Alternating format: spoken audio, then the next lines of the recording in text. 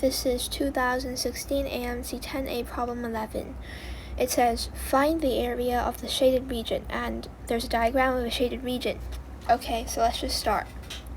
So, firstly, notice the shaded region isn't a quadrilateral that is special. It's not a parallelogram, it's not a rhombus, it's not a trapezoid, and it's also not a triangle shaped thing. So we need to split the shaded region up into parts that we can actually find the area of. So there's two ways that immediately should pop in your head. First is that we connect.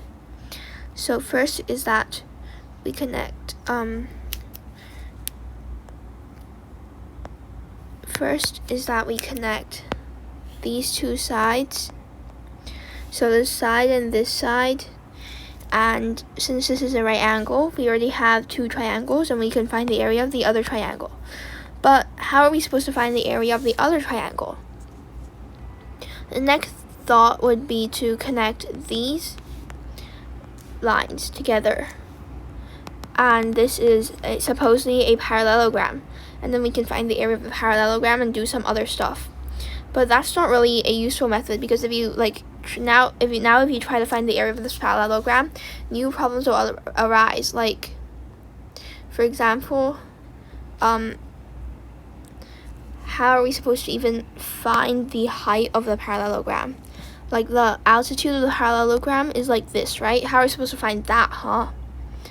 So maybe that's not the right way to solve this problem after all.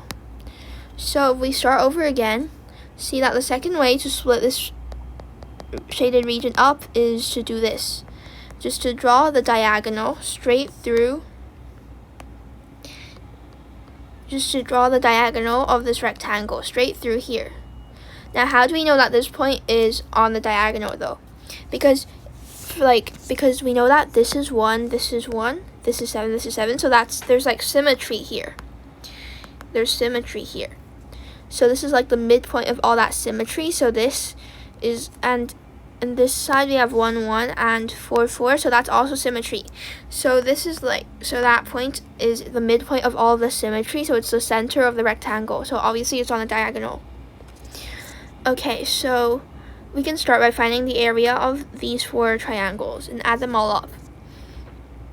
Firstly though, notice that we can prove that these 2 triangles are congruent, and the other 2 triangles are also congruent, because we know that opposite angles are equal.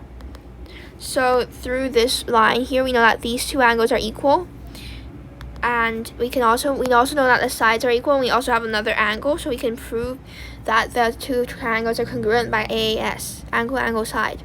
And we can do the same thing for the other triangles. So we just need to find the area of this triangle and this triangle, and then sum them up in times 2. Okay, so we know the base, and we need the height. So let's draw the altitude. Okay, so we draw the altitude. We know that the altitude seems to be half of the width of the rectangle. Well, that is true, because we know that there's a lot of symmetry, and from that we concluded that this is the center of the rectangle. So this is going to be equal to this side. So that's 5/2.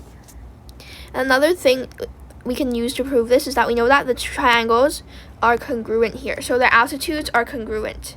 So this side definitely equals this side.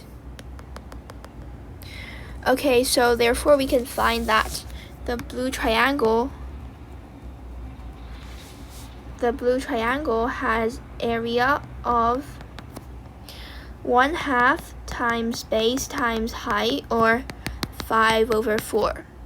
Let's find the area of the red triangle. The red triangle has a base of 1, and let's draw the altitude.